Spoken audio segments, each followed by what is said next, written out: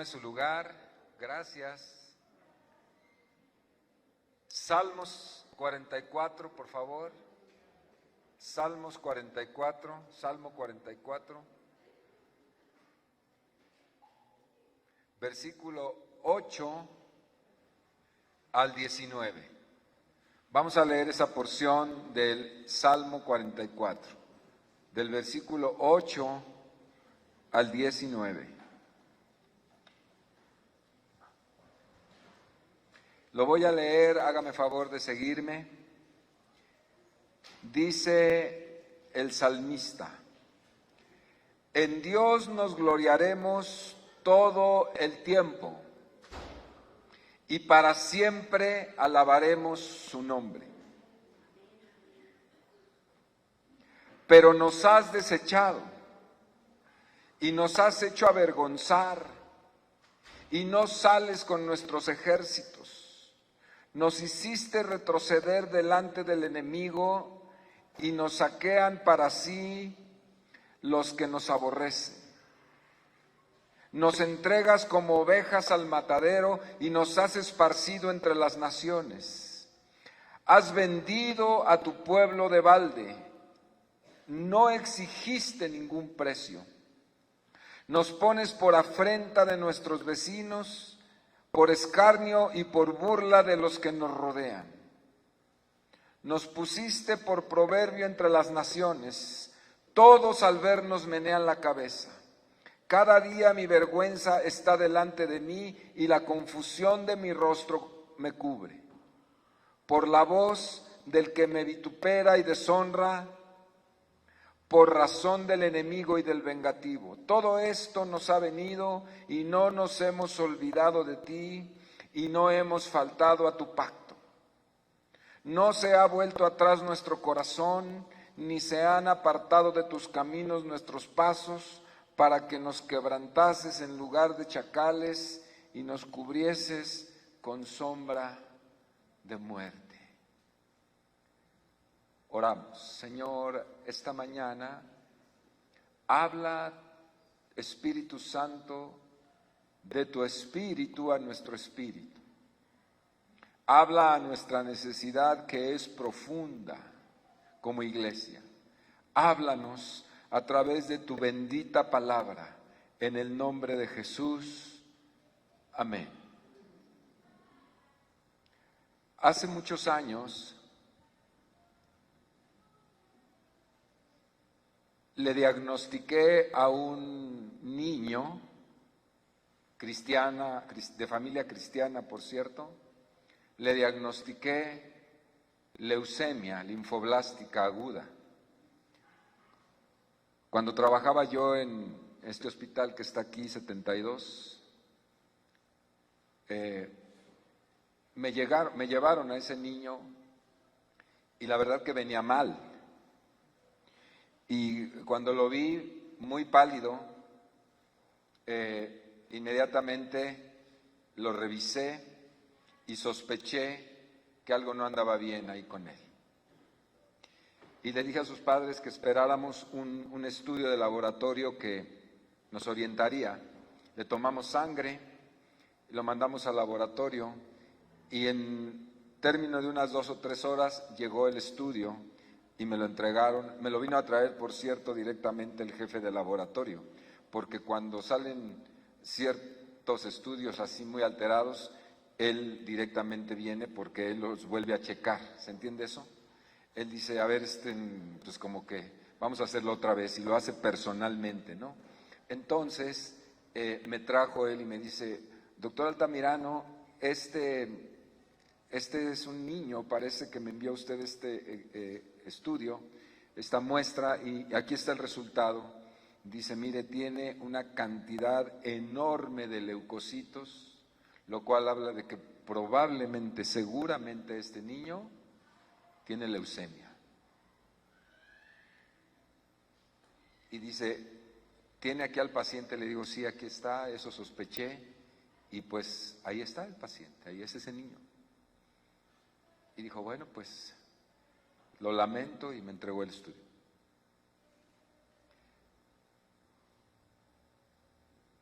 cómo decirle a los papás que estaban allá afuera, cómo llevarles la noticia. Y entonces pues llamé a uno de mis compañeros y lo dialogamos, porque cuando te dan una noticia de esas, aún como médico, tú tienes que de alguna manera calmarte, ¿no? Y le dije a uno de mis compañeros, mira, este paciente ya lo revisó y dijo, pues parece que no hay duda, ¿no? Y ya dejé pasar un rato, oré, pensé, siempre la manera de cómo comunicar una situación de estas tan graves. Y ya mandé a la trabajadora social, los trajo y nos sentamos los cuatro, la trabajadora social, los padres del niño y yo. Les repito que ellos eran algo conocidos, poco conocidos, ellos eran cristianos. Y entonces me acerqué con ellos y les dije, miren, esos síntomas que el niño tiene, tenía 3 años, 4 años, ¿te acuerdas? Y le dije, los síntomas que su hijo tiene hablan de que tiene un problema en su sangre. Probablemente él esté con un problema serio de leucemia. ¿Cómo le caería una noticia a cualquiera de nosotros así? ¿No? Y ellos se quedaron mudos, como era de esperarse, ¿no? Les dije, les explico un poco qué es esto, solo que hay que confirmarlo con un estudio especial, y eso es en La Raza. Tendrán que llevarlo allá para que le hagan este estudio, que es un estudio de la médula ósea, les pican la médula de los huesos para sacar una muestra y confirmar. Yo recuerdo bien a él diciendo, como se acostumbraba en muchos años atrás, diciendo, por fe no recibo, por fe no recibo. ¿Usted ha oído esas palabras, ese tipo de pensamientos, de forma de pensar? Por fe no lo recibo. A veces uno lo dice, ¿verdad? Él dijo eso, por fe no recibo. Y ellos se fueron rápidamente, les hice el pase a La Raza, centro médico, y 1 o 2 días después le hicieron el aspirado de médula ósea a este pequeño y les confirmaron el diagnóstico, leucemia linfoblástica aguda. En esos días yo platiqué con ellos y ellos me dijeron, José Luis, yo comenzaba en esos años a ser pastor, creo que estaba en el primer año de mi pastorado, o el segundo, no recuerdo, y me dijeron, José Luis, ¿por qué si nosotros hemos servido a Dios toda nuestra vida? Desde niños, porque él era cristiano desde adolescente, creo. Dice, ¿por qué si hemos servido a Dios en nuestra vida todo el tiempo? ¿Por qué si nosotros no somos gente reventada? ¿Por qué si nosotros no somos gente pecadora? ¿Por qué Dios hace eso con nuestros hijos?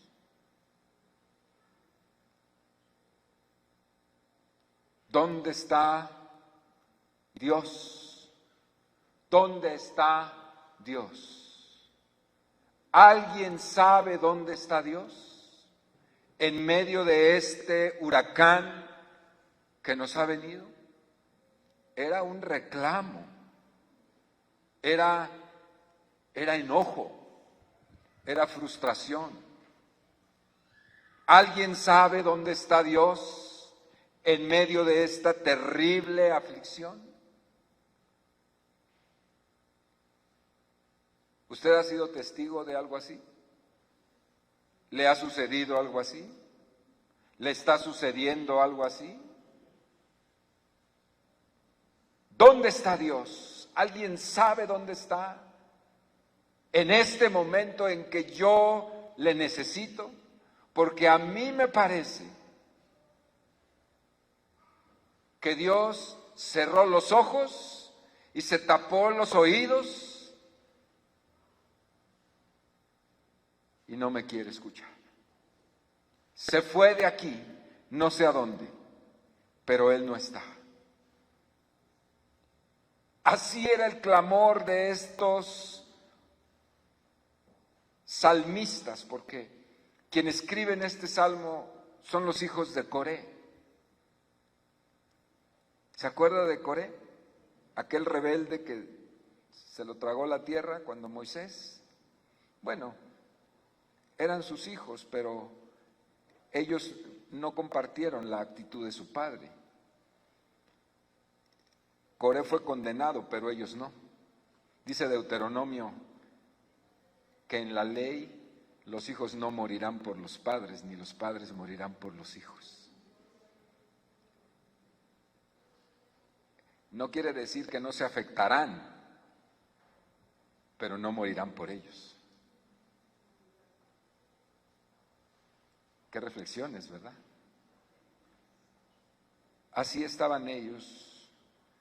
Empieza diciendo, en Dios nos gloriaremos nosotros todo el tiempo y para siempre alabaremos su nombre. Pero Dios nos ha traicionado, pero Dios nos ha dejado. No lo dejaré de adorar, no dejaré de reconocerlo, pero tengo dolor porque el Dios al cual he servido me ha olvidado.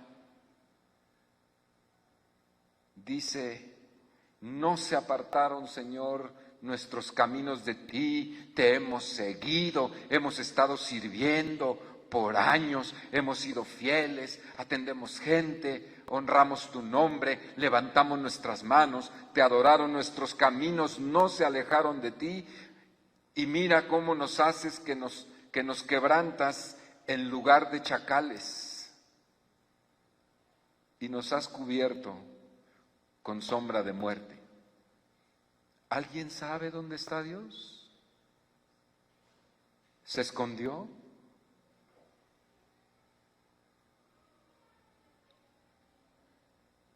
Había una amenaza sobre el pueblo de Israel en tiempos de Josafat, no de los reyes, más o menos bien portado, de los pocos que hubo en la época del periodo de los reyes. Y este rey había quitado todos los ídolos que había tenido el pueblo en la época de su padre, y toda la adoración que había levantado el pueblo y toda la idolatría detrás de la cual se había ido el pueblo. Ese Josafat quitó todo eso y estaba retomando el ejemplo de David, su abuelo. Y era un rey que, pues, ante los ojos de Dios era aprobado. Y en este momento se levanta una amenaza de muerte terrible contra el pueblo de Israel, y vienen poderosos ejércitos, el ejército de Amón y de Moab, antiguos enemigos de los judíos. Eso está en 2 de Crónicas 20. En este contexto, el rey Josafat recibe una amenaza directa de destrucción sobre su pueblo y lo comunica inmediatamente a todos los líderes y los príncipes del pueblo, a los sacerdotes, y ellos lo bajan y lo comunican al pueblo que hay una inminente amenaza de muerte sobre ellos y sobre sus hijos y sobre sus familias. Bien poco quizás hemos reflexionado de lo que significa una invasión. Quizá lo más cercano es lo que hemos visto ahora en los últimos meses, en este año, en relación a Ucrania, ¿verdad?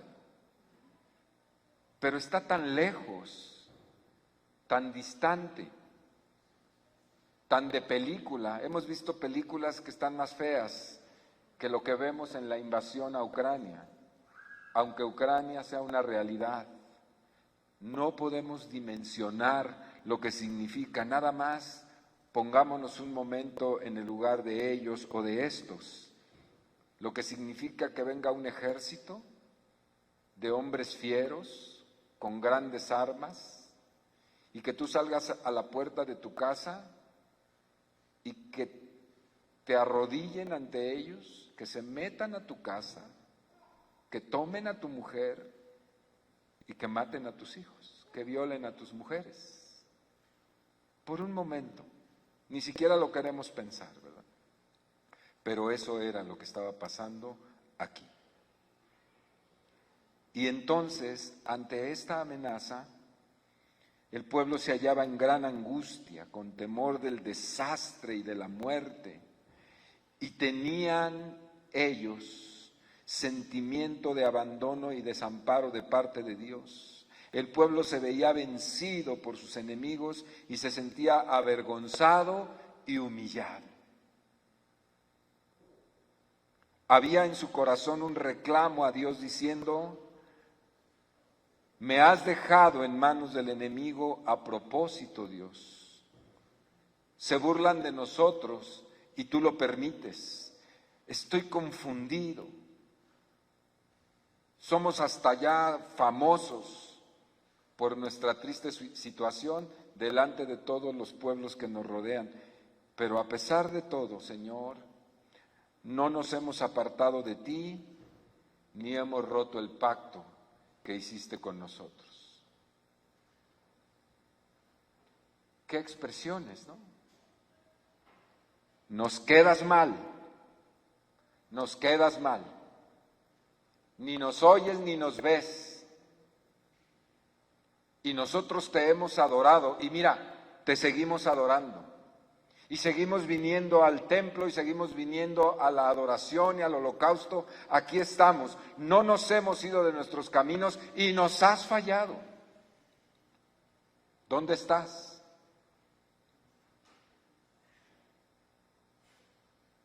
Parece que parte de la iglesia de Dios hoy también vive esa terrible experiencia.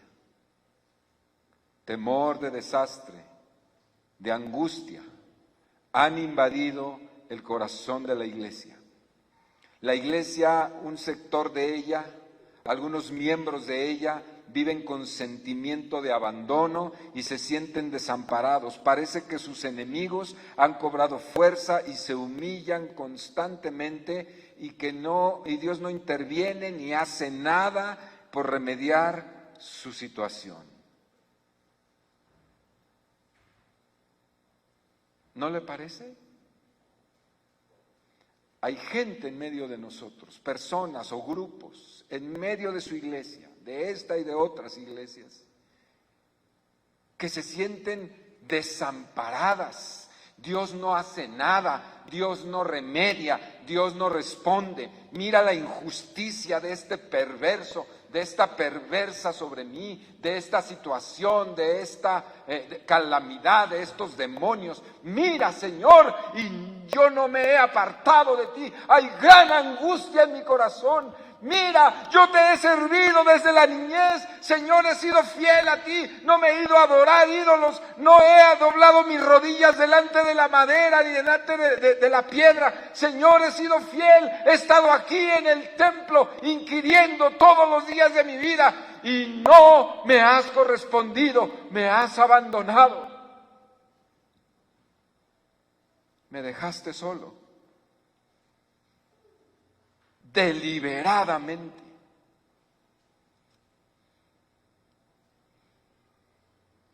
Tengo vergüenza porque la gente que me rodea me mira con lástima.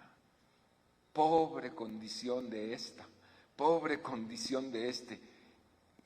Me miran y mueven la cabeza diciendo: qué mala onda.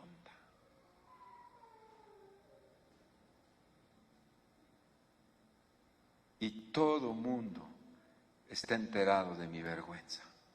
Qué pena. Se admiran y hasta hacen burla de mi condición y cualquiera ya me falta el respeto. Y a pesar de que oro, de que sirvo y de que no he negado la fe, ni tengo intención de hacerlo, parece que tú, Dios, estás empeñado en olvidarme y en quebrantarme hasta sentir que me muero.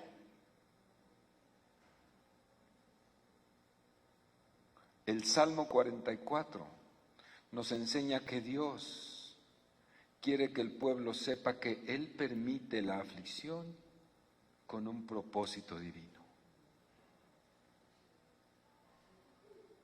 Es un salmo interesante. Efectivamente, Dios permite la aflicción en medio de su iglesia. Dios permite la aflicción en medio de su iglesia. Quisiera decirles lo contrario.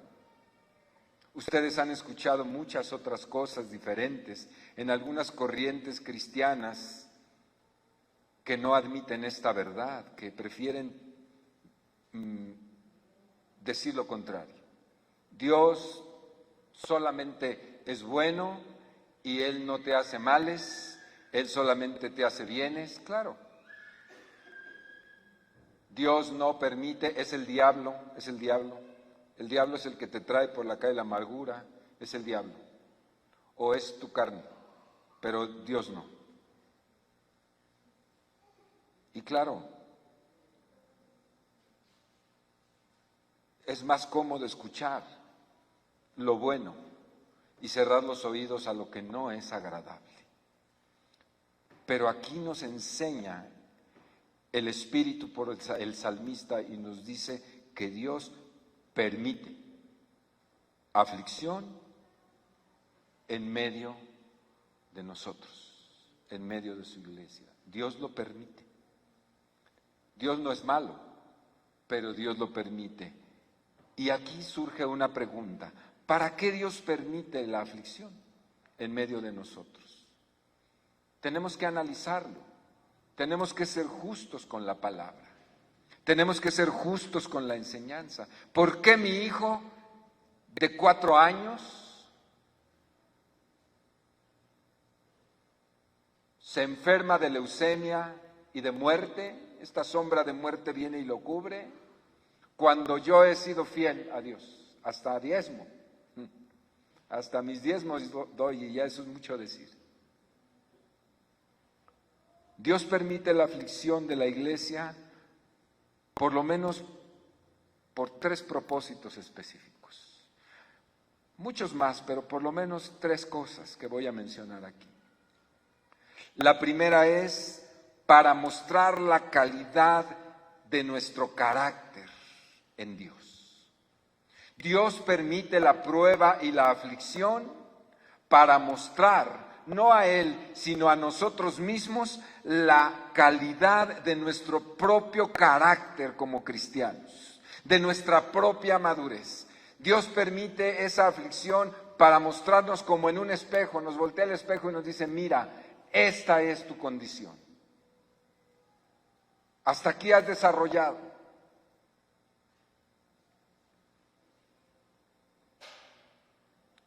En Lucas 18:22 hay un aspecto referente a esto. Perdón, equivoqué la cita ahorita. Es Deuteronomio 8:2. Deuteronomio 8:2. ¿Sí? Dice ahí que Dios prueba a la iglesia o al pueblo y evidencia lo que hay en su corazón. Y si no, mire lo que dice. Dice: si hay fe, perdóneme, dice, te acordarás de todo el camino por donde te ha traído Jehová tu Dios estos 40 años en el desierto, para saber lo que había en tu corazón. Dios le dice: yo te saqué al desierto y te acordarás de todo este camino por el cual te he traído, estos 40 años diciéndole al pueblo, ¿para qué? Para saber lo que había en tu corazón. Para saber si hay fe o solo hay conveniencia. Si se ama a Dios verdaderamente o se le busca por los beneficios que da. ¿Por qué estás aquí esta mañana tú? ¿Qué has venido a buscar esta mañana? ¿Has venido a buscar el rostro de Dios o has venido a buscar sus beneficios? ¿Por qué hemos venido? ¿Por qué he venido yo? ¿A buscarlo a Él o a buscar lo que me puede dar? Y de vez en cuando Dios, que sabe estas cosas, prueba nuestro corazón por medio de la aflicción. El desierto es un símbolo de aflicción. Hay quienes pueden decir, pues si yo ya estoy más probado en Dios,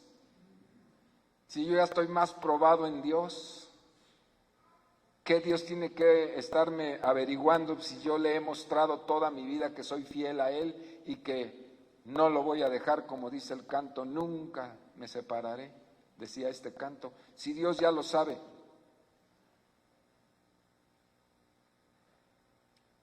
¿Lo sabes tú?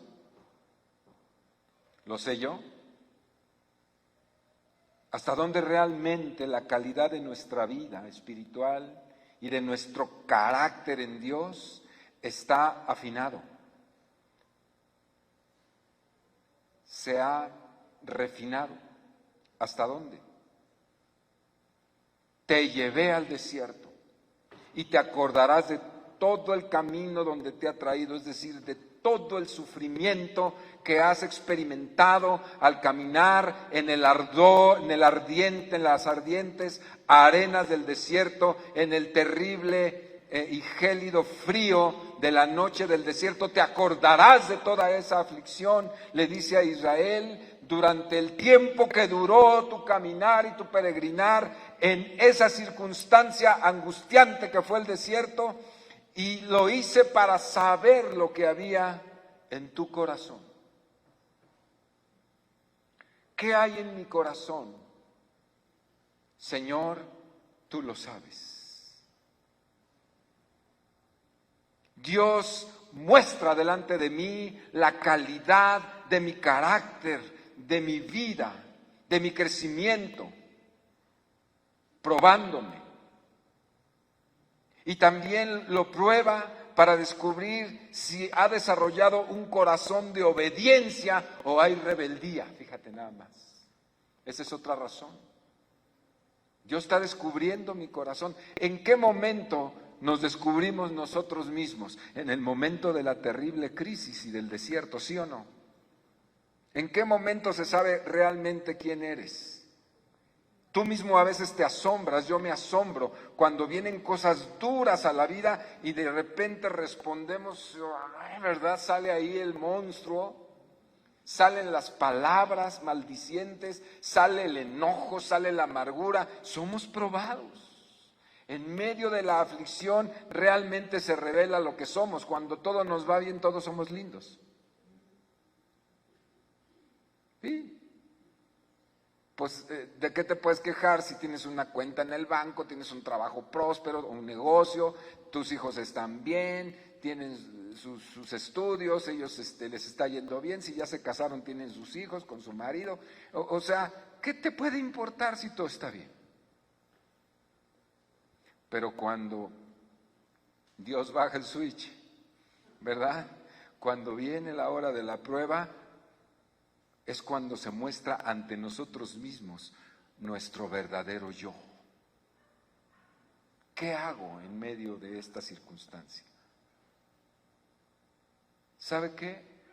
Cuando esto pasa, yo he visto que mucha gente lo primero que hace es que se aleja de la iglesia. No sé si se ha dado cuenta. Lo primero que pasa, se aleja de la iglesia. ¿Por qué?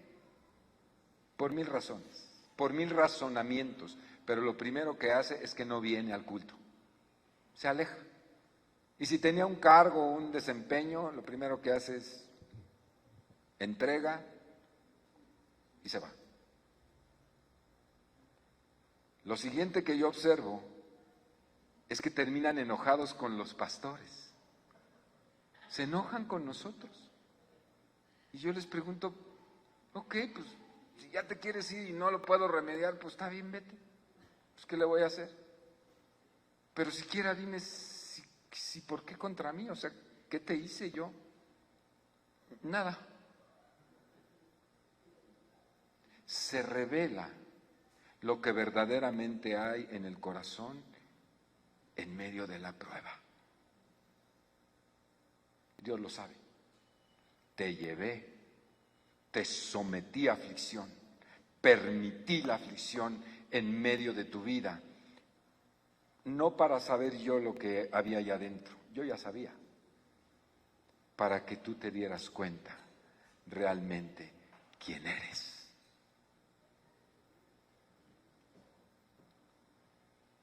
Número 2, Dios permite la aflicción en medio de nosotros, en nuestras personas, para instruir y para formar nuestra vida como iglesia y como individuos. Dios nos quita la comodidad en medio de la aflicción. ¿Se acuerdan cuando le dice, ahí ahora sí en Lucas 18, dice, y te afligió y te hizo tener hambre, contexto del desierto, y te sustentó con maná y que era comida que no conocías, ni conocían tus padres? ¿Se acuerdan de eso?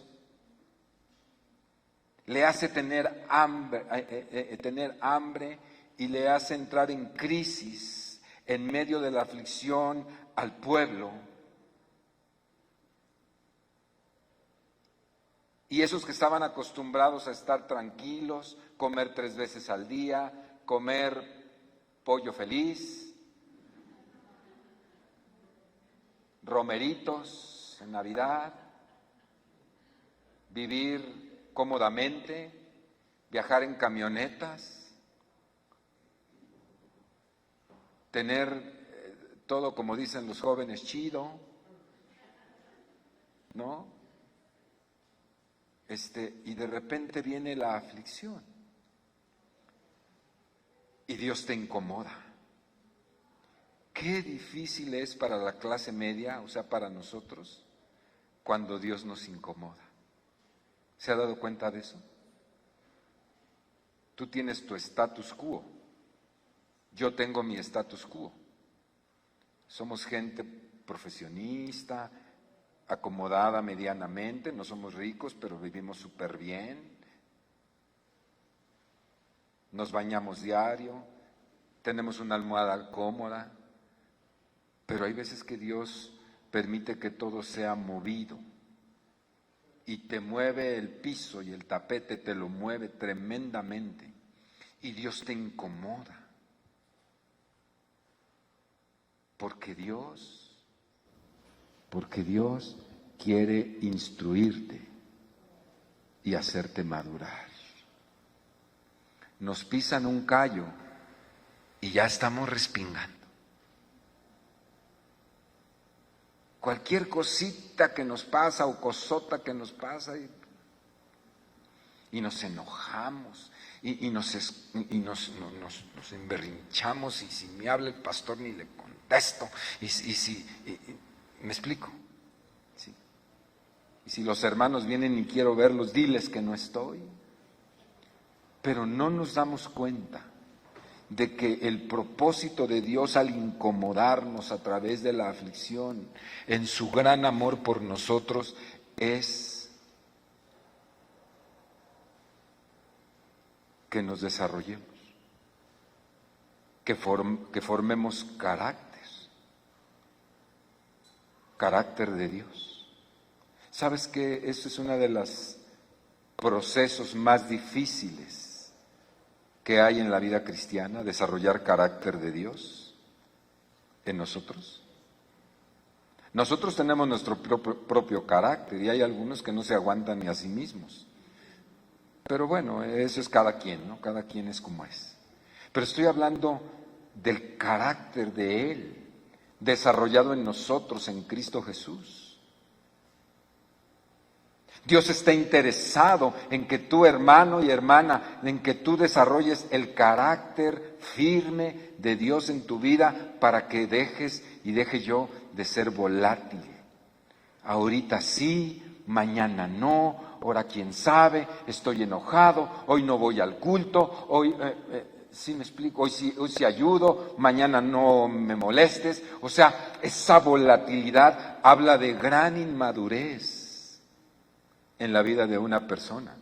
Y Dios está interesado en desarrollarnos. Y Dios por eso muchas veces dice, vamos a darle una pequeña dosis, como diríamos en México, pues un pequeño calambre, ¿no?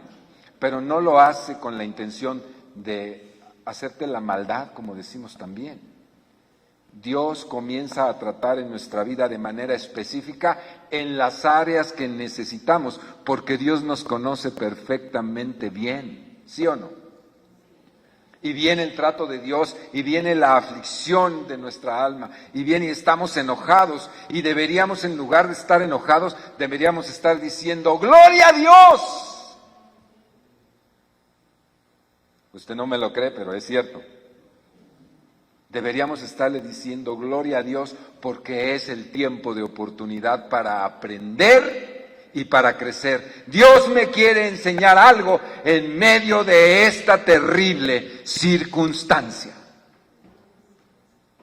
Allá en Segunda de Crónicas, amados hermanos, en Segunda de Crónicas, ahí narra cómo Josafat está amenazado y entonces todo el mundo está terriblemente espantado y dice que se levantan los sacerdotes, la clase sacerdotal, los siervos del templo, los hijos de Coré, se levantan y dicen que empiezan ellos a conversar entre sí. Dice Dios, ese es el canto del Salmo 44. ¿Por qué, si te hemos estado cómodamente sirviendo y te traemos animales y te los sacrificamos y somos tan fieles a ti y limpiamos todos los días el templo y lo mantenemos pulcro y sagrado para ti, ¿por qué nos traes amenaza de muerte? No nos lo merecemos. Lo que está diciendo este canto 44 de los hijos de Coré, está diciendo, nosotros somos lindos y tú eres malo. ¿Dónde está Dios? Estoy desesperado. ¿Alguien sabe dónde se fue Dios? Porque no me está respondiendo a la hora que yo digo que me debe responder, como debe responderme, según yo. Y entramos en crisis, y entramos en crisis, y entramos en crisis. Y estamos tristes y no lo superamos, y no lo superamos. Levanta la cabeza, amado.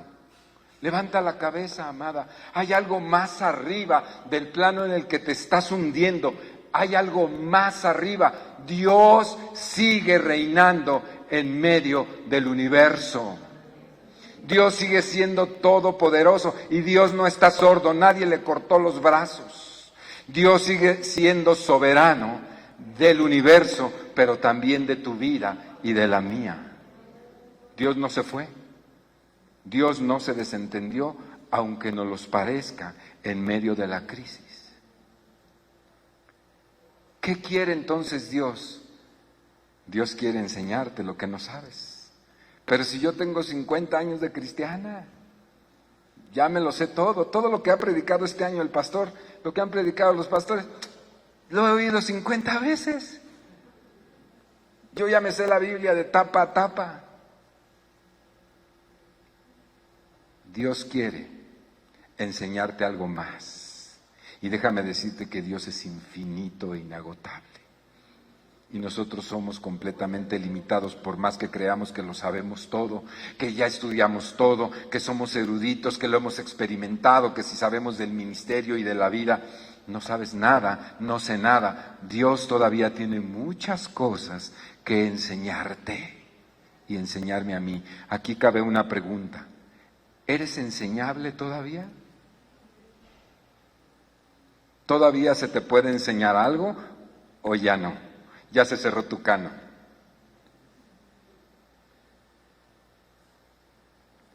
Qué importante es saber que Dios trabajará hasta el último día de nuestra vida, y hasta el último día de nuestra vida seremos enseñados por Dios.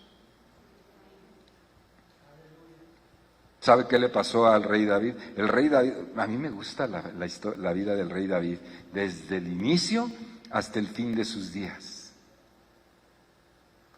¿Qué no vio el rey David en medio de su relación con Dios? ¿Qué no pasó? ¿Cuántos quebrantos, cuántas cosas buenas, malas? Es una vida extraordinaria, ¿sí o no? A mí me gusta mucho eso. Y miren, dice la Biblia que el rey David era muy viejo, y que estaba en cama, enfermo, ya ni se podía parar. Dice que no lo calentaba ni el sol, que le tuvieron que traer una muchacha para que lo calentara. Dice, no la conoció, pero ella dormía con él para agarrar un poquito de calor. Así estaba el rey David, ¿lo ha leído? Viejo, ya muy anciano, es decir, en el otro extremo de la vida, al cual casi la mayoría de nosotros no hemos llegado. Y ahí, en esa condición, Dios le enseñó todavía algo. Todavía Dios estaba ocupando de David, anciano, enfermo, al borde de la muerte, y Dios seguía enseñando. Dios seguía enseñando. Dios seguía enseñando. Un hijo de él se le levanta y dice, mi papá ya se va a morir, yo soy el primogénito, yo me agarro el trono. ¿Se acuerdan de esa historia? Dios lo estaba enseñando todavía. Le sigue diciendo, mira cómo es perverso el corazón del hombre, tu propio hijo. A veces nosotros podemos ignorar el corazón de nuestros hijos. No digo que sean malos, pero a veces sí lo son. Y nosotros decimos, no, mi angelito, ¿cómo crees? Y se anda uno peleando con la gente, defendiendo al angelito con cuernos. La verdad, no estoy hablando del hijo de nadie aquí, todos son maravillosos, estoy hablando de otros que conozco. Somos ciegos, ¿no? Bueno, pues. ¿Sí me estoy explicando, hermano? Dios quiere llevarnos a madurez, a madurez. Dios nos quiere llevar todavía a estas alturas de nuestra vida a aprender algo. La pregunta otra vez, ¿todavía eres enseñable? ¿O ya no hay quien te pueda enseñar absolutamente nada porque ya lo sabes todo? Y por consecuencia actúas.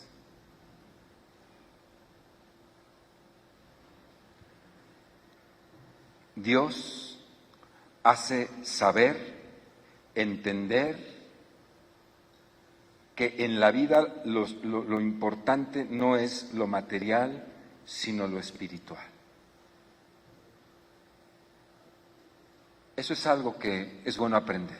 Y en este contexto, el Señor también lo hace. Fíjate, dice ahí en Mateo, dice, antes de Mateo, dice aquí en este contexto, dice, que estaba citando, para hacerte saber que no solo de pan vivirá el hombre, sino de toda palabra que sale de la boca de Jehová. Te llevé al desierto, para probar qué había en tu corazón. Ya lo vimos, ¿verdad?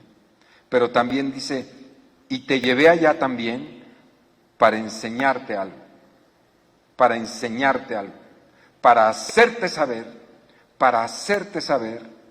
que no solo de pan vivirá el hombre, sino de toda palabra que sale de la boca de Jehová. Dos cosas importantes: descubrir tu corazón, enseñarte que es inmaduro, y para enseñarte que no solo de pan vivirá el hombre, sino de toda palabra que sale de la boca de Dios. ¿Por qué mete esta idea aquí? Por una razón. Porque es necesario que el hombre sepa que las cosas espirituales son superiores a las cosas materiales. Eso es lo que quiero que aprendas, Israel. Por eso te pongo en aflicción. Se te olvida. Le das tanta prioridad a las cosas materiales, a las cosas que puedes ver, a lo tangible. Te ocupas tanto en ella, desgastas 12 horas de tu vida en ocuparte en las cosas materiales, te haces viejo, se te arruga el cuero, ¿verdad? Te maltratas las manos, toda tu intelectualidad la viertes ahí, en la computadora, en los grandes proyectos de tu vida, los proyectos materiales de tu vida, en acumular dinero, en tantas cosas que inviertes tu fuerza, tu juventud. Y te quiero enseñar algo más, que no solo de pan vivirá el hombre, sino de toda palabra que sale de la boca de Dios. Es decir, te ocupas tanto de lo material y quiero enseñarte que las cosas espirituales son mucho más altas que lo material. Y de eso te ocupas tan poquito. Le das 2 horas en toda tu semana a las cosas espirituales. A veces ni 2 horas porque llegas tarde, media hora después o media hora antes de que se acabe el asunto, ¿verdad? Y eso es toda tu espiritualidad.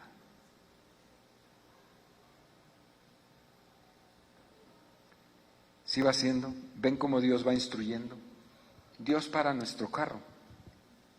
Dios para nuestro carro y decir, párale. Y a lo mejor yo como pastor digo, pero Señor, si te doy las 24 horas ando con los hermanos que en la cocina, que allá arriba, que si en una visita, que si una consejería, que si yo puedo decir eso, ¿verdad? Si yo te dedico toda mi vida, no es cierto. Te dedicas a hacer esas cosas, pero yo no estoy ahí en tu corazón. La espiritualidad no está en tu vida. Fíjate. En Proverbios 3:16 hay una palabra que es una perla. Proverbios 3:16 dice lo siguiente, dice, la sabiduría en su mano derecha. ¿Quién quiere leerlo ahí que me ayude? La largura de días está en su mano derecha, en su izquierda riquezas y honra. Dice, en su mano derecha, largura de días hay de la sabiduría, en la sabiduría. Y en su izquierda, riqueza y honra. Dios nos quiere enseñar algo, es una perla eso. ¿Qué nos quiere enseñar? Lo primero, que descubre uno que la sabiduría tiene 2 manos. Eso yo no lo sabía.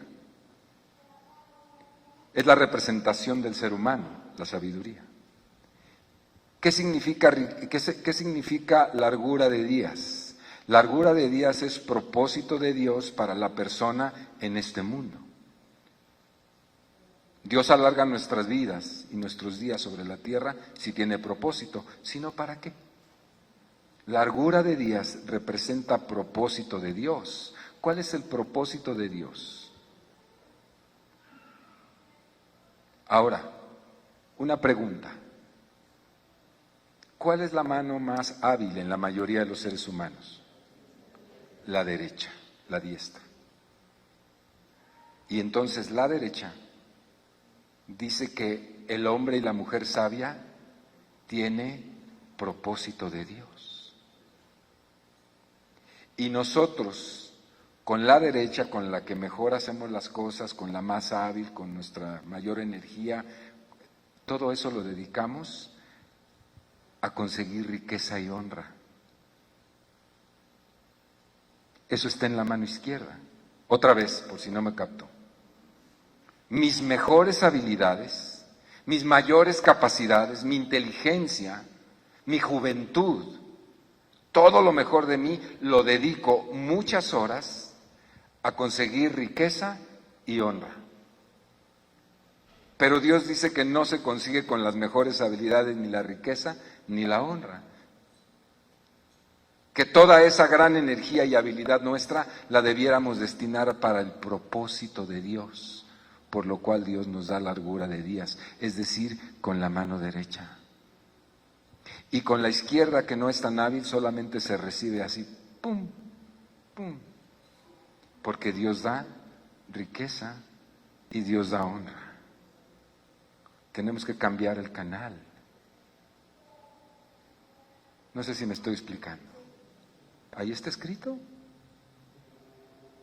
Nuestra mejor habilidad, nuestras mejores capacidades, José Luis, Adriana, Gloria, deberíamos dedicarlas a encontrar y a perseguir el propósito de Dios en nuestra vida, porque la riqueza llegará y la honra llegarán porque vienen de Dios. Con razón el Señor Jesús dice ahí en Mateo 6:33, mas buscad primeramente el reino de Dios y su justicia, y todo lo demás, todo lo material, vendrá por añadidura. Wow. No estoy diciendo que no trabajes, ¿eh? No voy a decir, pues el pastor, no estoy diciendo eso. Quiero que entiendas maduramente. Número 3, Dios nos aflige para ser hallado. Para ser hallado. Esto es hermoso. Dios nos aflige para ser hallado. Dios anhela encontrarse con nosotros. ¿Sí sabías eso? Dios tiene un anhelo ferviente. Él quiere encontrarse contigo y conmigo todo el tiempo. Mira, Dios no te llamó a ser buena persona, ni a mí. Dios no te llamó a portarte bien. Dios no nos llamó a ninguno de nosotros a ser lindos y pulcros y bien hablados. Dios no nos mandó a eso. No fue el propósito del corazón. El propósito del corazón fue a que viviéramos aquí pegaditos a su pecho, porque Él quiere estar con nosotros. Él quiere tenerte aquí junto. Y todos tus malos hábitos y costumbres y todo lo que traemos mal, tú y yo, eso se va a ir, se va a derretir como la cera. Lo contrario es religiosidad. Tú te quieres portar bien para que Dios te ayude. Tú te quieres portar bien para que Dios te vea bien y no te castigue. Eso es catolicismo romano puro. Dios no te llamó a eso. Dios te llamó a vivir aquí pegadito en su pecho. Me llamó a mí a vivir pegadito en su pecho, oyendo latir de su corazón. ¡Bum! ¡Bum! ¡Bum! Oyendo la melodía del latido de su corazón. Y oyéndolo a Él, entonces mi corazón comienza a latir, sincronizando esa melodía y empieza a latir a la misma frecuencia del corazón de Dios. ¡Bum! ¡Bum! ¡Bum! Y ahí está latiendo su corazón, sincronizado con el mío. Estoy en la misma órbita en la que Dios gravita y aquí estamos. Y todo ese mal y todo aquello que nos perturba, toda esa perversión mental se va porque Dios está pegado a mí y yo estoy pegado a Él. Ese fue el sueño de Dios. ¿Por qué crees que Dios le rogó tanto a Israel y le decía: qué mal viste en mí, ven, pongámonos a cuentas? Y lo volví a perdonar, y lo volví a perdonar, porque el sueño de Dios era que estuviéramos pegados con Él. ¿Cuántas veces, Jerusalén, te quise meter como la gallina, metía sus polluelos debajo de sus alas y no quisiste? Ahí está Jesús derramando el corazón de Dios ante quienes lo escucharon, diciendo: te anhelaba profundamente y no quisiste. Tú decías que tú tenías la razón y no quisiste. Dios tiene un deseo de Dios. Nosotros estamos soñando con ir al cielo el día que nos muramos y vamos a ir al cielo y Dios no estará ahí porque Dios está acá queriéndose relacionar con nosotros. Qué paradoja. No me malentienda, no dije se entiende lo que estoy diciendo, Dios está en todo lugar, pero Él está afanoso de encontrarse contigo todos los días. Y tú estás afanoso que un día te vas a ir a encontrar con Dios allá. No te lo creo. Si aquí no lo quieres, si aquí no lo quiero, ¿tú crees que voy a querer allá? A Dios se le aprende a amar aquí. Se le aprende a amar aquí. Y el que no aprendió a amarlo aquí, no se salvará. Porque Jesús dijo, te ofrecí mi amor y me volteaste la espalda y amaste más tus obras, no supiste amarme. ¿Qué vas a hacer acá si no aprendiste a amarme? A Dios se le aprende a amar aquí. Y cuando aprendemos a amarlo aquí, lo respetamos y le obedecemos. Esa es la evidencia del que es de Dios. A veces decimos, ¿seré salvo o no seré salvo? ¿Será salva aquella o no será salva? Sencillo, amo a Dios profundamente, con todo mi corazón. Y si anhelo el cielo, lo anhelo para amarlo en la plenitud, pero yo ya lo amo aquí, y por cuanto lo amo aquí, le obedezco aquí, me consagro aquí, hago las cosas que hago por amor a Él, por ningún otro motivo.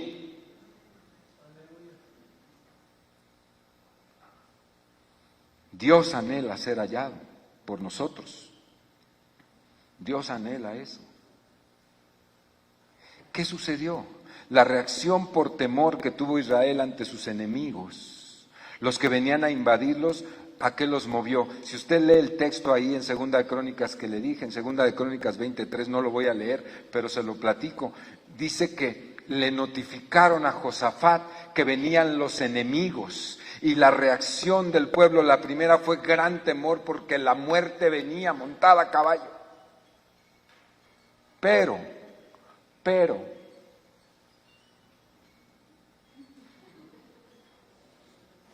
Josafat, dice ahí, 2 Crónicas 23, tuvo temor y humilló su rostro para consultar a Jehová. ¿Qué trae la aflicción inmediatamente? ¿Qué trae la aflicción? Lo primero, temor. Seamos honestos.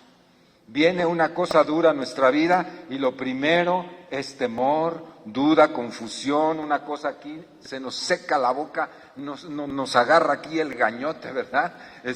Nos agarran de aquí y sentimos que nos ahogamos, ¿sí o no?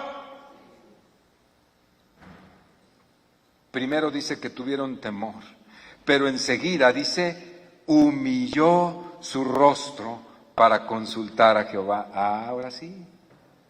Ahora sí, ahora sí. Y qué bueno, qué bueno. ¿Cuántos de nosotros solamente nos apegamos a Dios y verdaderamente tornamos el corazón hacia Él cuando viene la amenaza a nuestra vida? Bueno, pues si Dios sabe que somos así, Él permite la aflicción.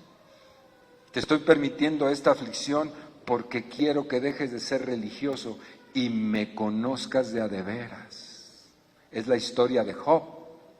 Job era un religioso, perfecto y recto,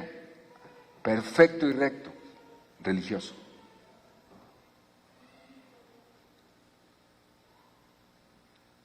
Y Dios lo mete en aflicción, terrible aflicción. Creo que no ha habido aflicción más terrible que la de Job, para un solo propósito, que a veces no aquilatamos. Pero Job termina diciendo, después de toda esta aflicción, me doy cuenta que he sido necio, como necio he hablado. Señor, conozco que todo lo puedes. De oídas te había oído. Te conocía 50, 60 años de iglesia, te conocía, según yo, te había oído. Pero ahora mis ojos te ven. Es raro Dios, ¿no? Cómo trata de duro, cómo trata de duro, cómo trata de duro a los hijos de los hombres. Nada más para que entiendan una cosita.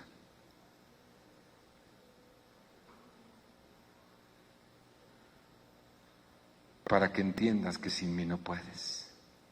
Para que entiendas que yo soy tu origen. Para que entiendas que de mí vienes. Para que entiendas que me perteneces. Para que entiendas que te amo entrañablemente. Para que dejes de pensar otras cosas y tome mi persona lugar en tu mente y en tu corazón. Yo te quiero aquí. Ya sé que tú no me quieres así, pero yo te quiero aquí y voy a hacer lo imposible para hacerte estar aquí, te guste o no, porque te amo. Por eso Dios quiere mostrarnos su amor, no sus recursos, no sus recursos. Y entonces el temor nos lleva a buscarlo. Y mira cómo responde Dios ahí en Segunda de Crónicas. Y Jehová, compadecido de ellos, habiéndolos hecho volver otra vez a buscarlo, mira cómo responde el Señor y les dice: no temáis ni os amedrentéis delante de esta multitud, porque no es vuestra guerra, sino la mía, dice Jehová Dios. Segunda de Crónicas 20:15. O sea, Dios siempre va a responder cuando entienda yo, cuando entiendas tú que la aflicción es la gran oportunidad para que Dios salga por nosotros. Aleluya, aleluya. Dios tiene abundante gracia, hermano, ya para terminar. Dios tiene abundante gracia. Dice, y cuando comenzaron a entonar cantos de alabanza, hermoso, ¿no? Se humillaron, reconocieron su necesidad de Dios. Antes no lo necesitaban,